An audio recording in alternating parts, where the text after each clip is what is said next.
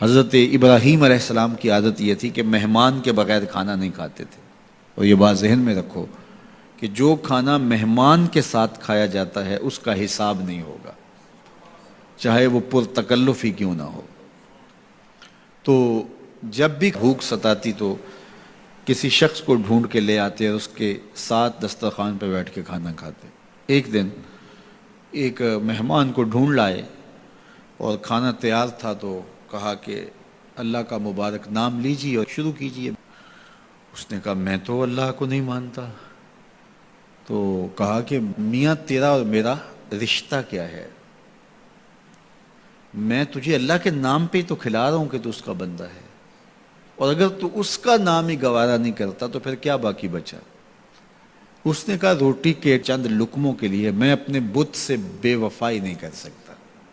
میں بتوں کا پجاری ہوں اور مجھے بھوک بھی لگی ہے، لیکن میں اپنے بتوں سے بے وفائی نہیں کر سکتا. تو حضرت ابراہیم نے فرمایا تو اتنا غیرت مند ہے، اپنے بتوں کے ساتھ تیری یہ وفا ہے، تو سن پھر میں بھی اللہ کے نام کے علاوہ تجھے ایک لقمہ نہیں دے سکتا. اس نے کہا کوئی بات نہیں، اٹھ کے چلا گیا. وہ چلا گیا تو جبریل آ گئے، رب کا سندیسہ دیا، ابراہیم تو نے میرا بندہ ناراض کر دیا. یا اللہ وہ تیرا بندہ تھا، تیرا نام لینا گوارا نہیں تھا. کہا ابراہیم اس کی عمر کتنی ہوگی؟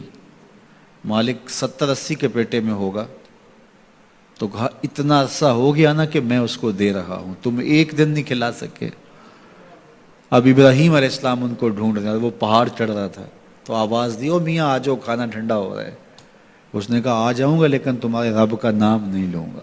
کہا نہ لینا، آ جاؤ. آیا دسترخوان پر بیٹھا، کھانا شروع ہوا تو کہنے لگا کہ پہلے تو بڑے غصے میں تھے، جلال میں تھے کہ رب کا نام نہیں لوگے تو کھانا نہیں دوں گا، ایک دم تبدیلی کیسے آ گئی؟ کہا اسی رب کا سندیسہ آیا ہے کہ مجھے بھی تو اتنا عرصہ ہوا کہ دے رہا ہوں، تم ایک دن نہیں دے سکے. تو اس نے کہا تیرا رب اتنا مہربان ہے تو مجھے بھی اس اپنے رب کا غلام بنا لے. تو جو اسے مانتا ہے اسے بھی دیتا ہے، جو نہیں مانتا تو یہ نہیں دھوکہ کھانا چاہیے کہ فلاں کے پاس رزق کتنا ہے اس لیے وہ اللہ کا مقبول ہے، فلاں تخت حکومت میں بیٹھا ہے اللہ کا مقبول ہے. یہ کوئی دلیل نہیں ہے. کتنے لوگ ہیں جو اس کے منکر ہیں، اس کے وجود کے منکر ہیں، لیکن اس کے باوجود ان کو اتنا عطا کرتا ہے. بلکہ فرمایا اگر تمہارا مجھے لحاظ نہ ہو تو کافروں کے گھروں کی سیڑھیاں بھی سونے اور چاندی کی ہوں، چونکہ ان کو سب کچھ دنیا پہ دے دیا جائے گا، آخرت میں ان کا کوئی حصہ نہیں.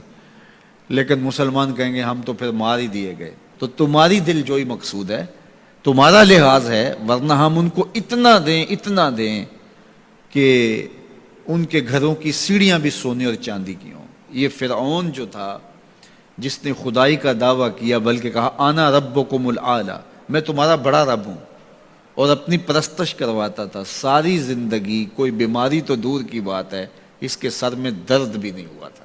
رزق اللہ اسے بھی دیتا ہے جس سے وہ پیار کرتا ہے، اسے بھی دیتا ہے جس سے وہ پیار نہیں کرتا.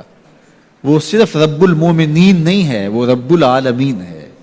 صرف مومنوں کا رب نہیں ہے، وہ تمام جہانوں کا رب ہے. لیکن دین صرف اسے دیتا ہے جس سے وہ پیار کرتا ہے، جس سے وہ محبت کرتا ہے. یہ بات ذہن میں رکھیے گا کہ اللہ کی محبت کی دلیل یہ ہے کہ آپ کو دین دے دیا گیا.